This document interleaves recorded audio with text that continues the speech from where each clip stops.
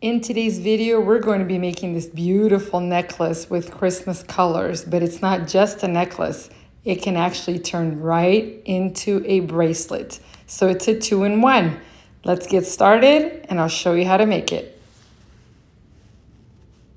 Today's project, we're gonna need some wire, and I have this 19 strand wire here by Bead Buddy, which you can pick up at your local Michael's.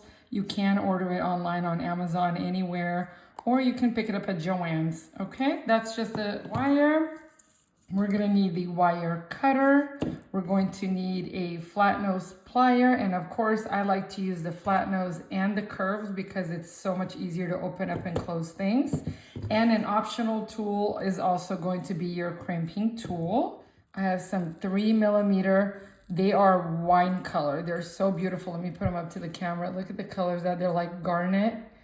Absolutely gorgeous for the holidays. And we're gonna mix that up with this nice little jade bead. This one here actually did the trick and we fill it in, but it is an interesting little bead. I never knew that the holes were this tiny when I purchased it. By the way, if you're a beginner in your jewelry making journey and you haven't watched that video that I talked to you about how to pick out your bead sizes, go ahead and go back to that video. There's a cute little card on there that's really beneficial for you, especially if you're going to be ordering beads that are online. You really have to know the sizes of the beads that you're playing with, because when you are looking at them online, this one here can seem like such a huge bead, and then you could see how tiny it is right here in my hand. So you really have to know what millimeters the beads are. So go back and watch that video and you'll have a nice little inexpensive tool that'll help you out with that. Also going to need here a closing clasp of your choice. I'm choosing the lobster clasp. You'll need 2 different size jump rings, one small, one large.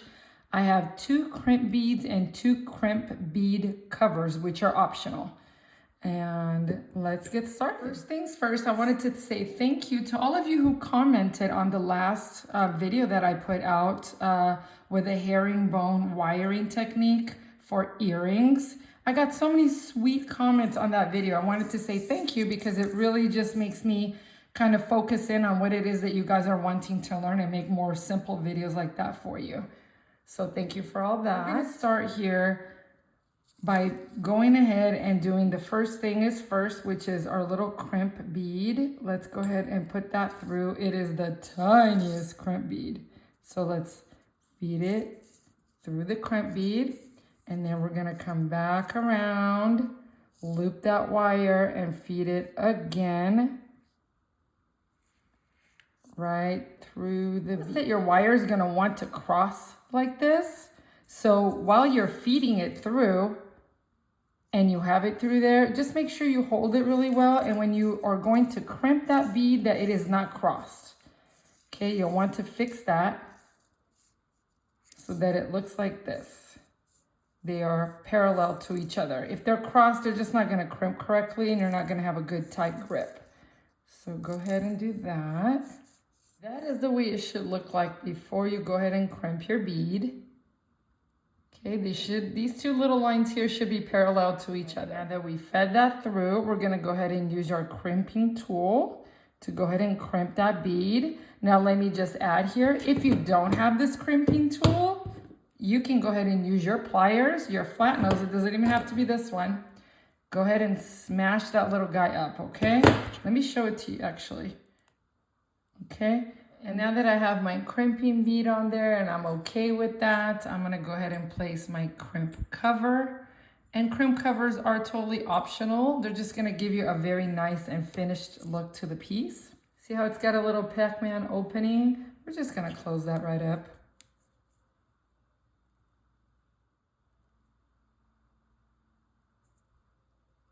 So the goal is to have a nice bead cover that looks like a bead. See that? It just ends up giving it an extra little nice look to the piece. And now we begin our beading. With that being said, you can make this whatever pattern you choose, what you think looks good for you. What I'm going to do, and I already planned this out in my head, and you can just design your own as well. I'm going to do some green and I'm going to alternate it with the red, because as I wrap it around my wrist, it's going to actually intertwine both of the colors. So I thought that would make a neat design, and that's the look that I'm going for. But you can do yours all red, all green. You can do one bead red, one bead green, and alternate that all the way around. So let's get to it and let me start working here.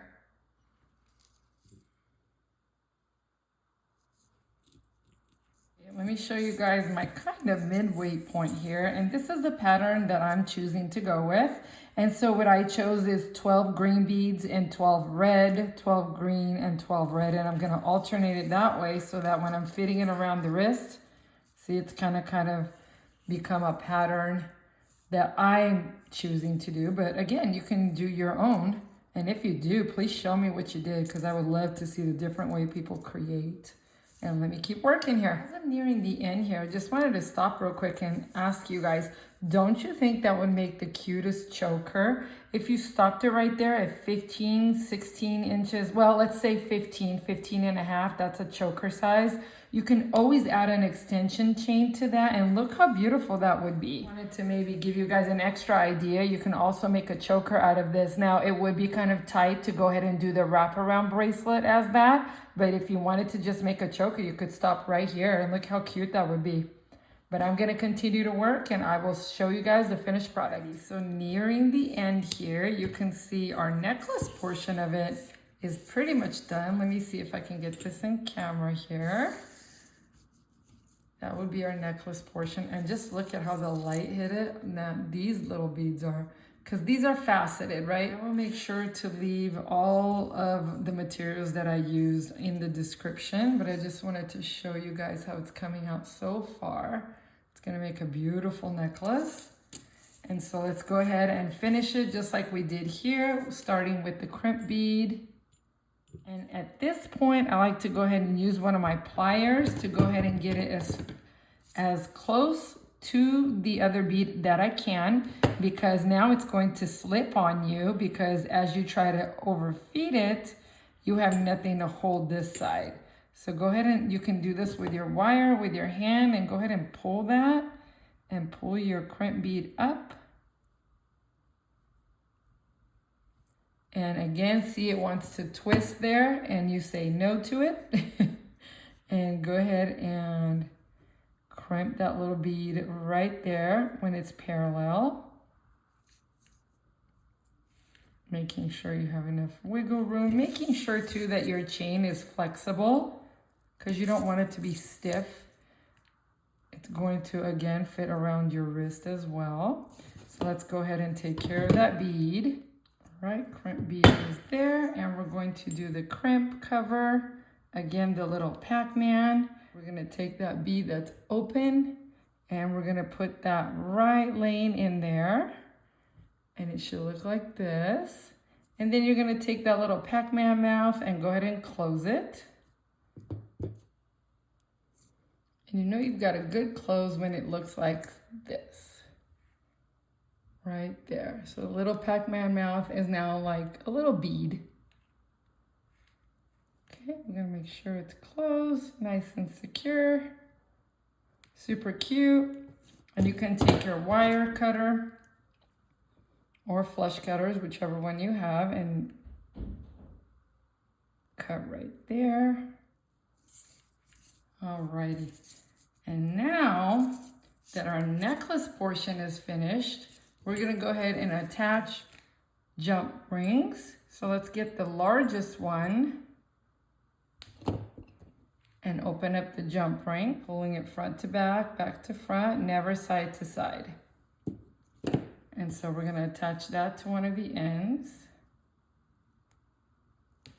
and close that right back up.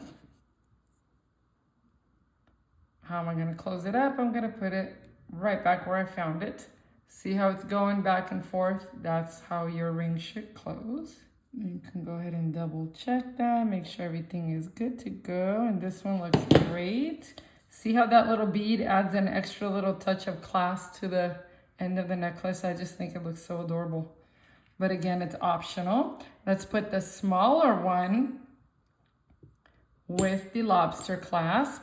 And the reason I do the smaller one with the lobster clasp is because when you're putting a necklace on, you'll want to have the bigger ring attached to the hook in an easier fashion. So you don't want to attach your hook to this teeny tiny one here. This is simply a component that should hold your lobster clasp there. You'll want to have the bigger one so that you're able to attach that lobster clasp easy to close your necklace. So let's do that now. This one, we're gonna feed the ring and then go ahead and put your lobster clasp right through there. Close your necklace correctly. All right. And so let's see what we've got here. And now our necklace is complete. And let's see how it looks as a necklace.